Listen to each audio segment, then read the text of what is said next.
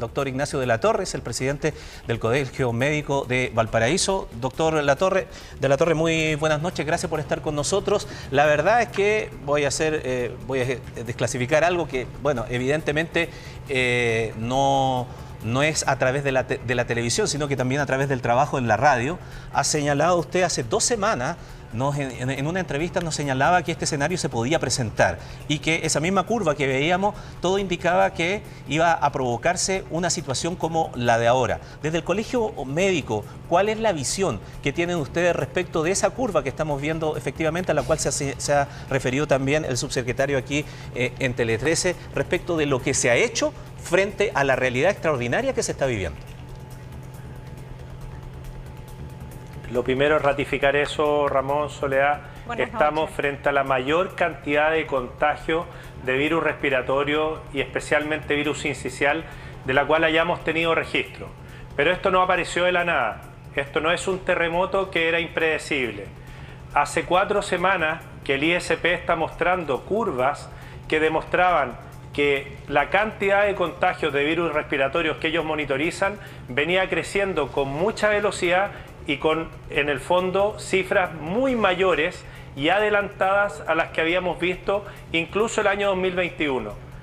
En ese momento, algunos dirigentes del Colmed, por ejemplo, Germán Acuña en Concepción, Marco Cuminao en Araucanía, pedían por la saturación de la red de salud pediátrica en esas comunidades, considerar el adelanto de las vacaciones como una forma de frenar los contagios. Hoy día escuchamos hace pocos minutos al subsecretario que indica que hay que cuidar a los niños menores, hay que tratar de no llevarlos al mall. ¿Qué está haciendo la autoridad, por ejemplo, para ayudar a que las mamás que tienen que volver de un postnatal con un lactante de 6 meses se puedan quedar en la casa cuidándolo? ¿Hay acaso alguna iniciativa en este momento para prolongar los permisos de cuidado parental a los menores de 1 año? Que es una de las propuestas que ustedes están ¿Qué se está haciendo con respecto a las salas cunas? Entre otras cosas, pero a lo que voy es que no solo podemos decirle a la gente que es en la casa, porque hay familias que no tienen con quién dejar a un menor si no lo envían al colegio y tienen que enviarlo incluso enfermo, con mocos, con tos, dolor de garganta, incluso un poquito de fiebre. No tienen con quién dejarlo porque sus empleadores no les permiten quedarse en la casa por la buena onda o teletrabajar por la buena onda. Nosotros aprendimos en el COVID que para eso precisamente está la autoridad, que puede dar indicaciones que permitan proteger a los más vulnerables, adultos mayores y en este caso especialmente niños menores de 4 años. Doctor, me gustaría que volviéramos al caso de Mía, que genera, ¿no?, toda esta crisis y abre también la discusión. El Colmed ha remarcado que la lactante, comillas, no tuvo acceso oportuno a una cama, rebatiendo entonces la frase de la ministra de Salud, quien dijo hoy día en la mañana que aunque hubiese habido una posibilidad de traslado, era difícil que hubiera sobrevivido. ¿Qué nos puede decir usted sobre eso? Te puedo decir que del punto de vista de la salud, nosotros sabemos, y es el gran desarrollo de la medicina intensiva de adultos y de niños, que cuando un paciente está grave y recibe una atención oportuna y de calidad, y por calidad me refiero con los equipamientos, con los recursos humanos altamente capacitados y especializados, su posibilidad de salvarse, de recuperarse es más alta. Nunca vamos a poder responder a la pregunta de cuál hubiese sido la evolución de Mía si ella hubiera podido acceder a una cama crítica oportunamente el día domingo, cuando ya estaban haciéndose las gestiones para pedir esa cama. Exacto.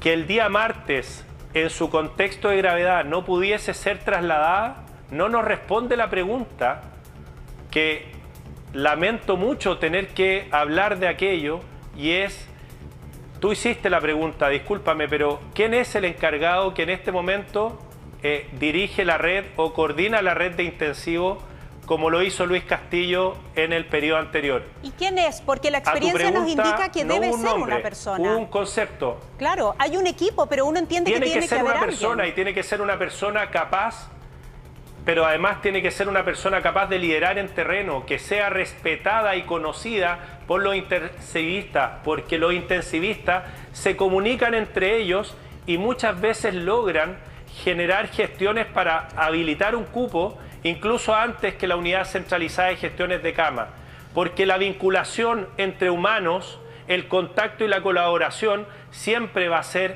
mucho más dinámica y va a servir precisamente en situaciones de crisis como esta. Doctor de la Torre, entrando en el caso que va a ser fruto de la investigación, seguramente porque el tema no termina aquí, porque estamos hablando de la muerte de un lactante, pero el subsecretario nos acaba de decir, usted también estaba escuchando la entrevista, que incluso hay grabaciones en donde se contraponen estas versiones respecto de si había disponibilidad en una clínica privada o no allá en la región de Valparaíso, donde usted vive.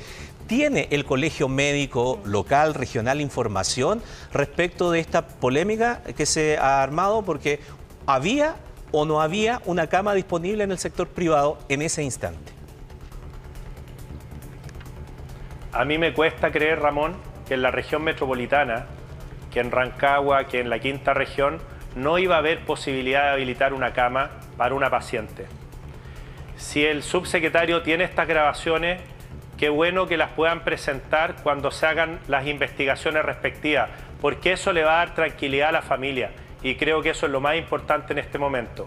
Pero lo que decía Luis Castillo en la nota que ustedes presentaron es que una persona capaz de coordinar la red es capaz de chequear esta información y hacer lo que se llama el double check y empieza a revisar unidad por unidad, llamando a las jefaturas, llamando a los directores, pidiendo que esa cama que está en Arica no le sirve a una lactante de 2 meses grave en San Antonio, por lo tanto no es una solución a un problema de salud gravísimo.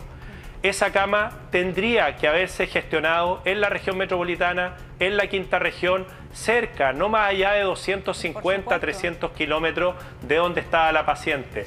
Y por eso ese famoso 92% de ocupación es engañoso, porque no nos sirve que la cama esté a 2.000 kilómetros. Doctor.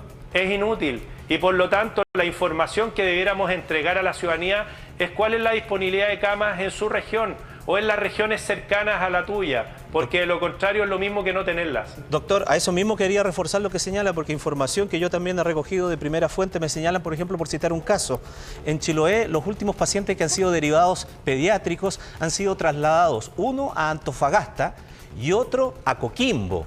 Afortunadamente parece que no estaban en un cuadro tan extremadamente grave que impedía su traslado, pero la pregunta que se hace uno ahí es si no se puede gestionar de otra manera para que ese traslado pueda ser, por último, a Puerto Montt, más cercano.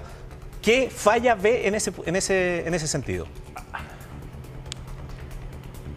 Creo que ahí lo que falta es un liderazgo de personas especializadas, en este caso en UCI pediátrica, que puedan precisamente ser responsables de esta gestión y priorización.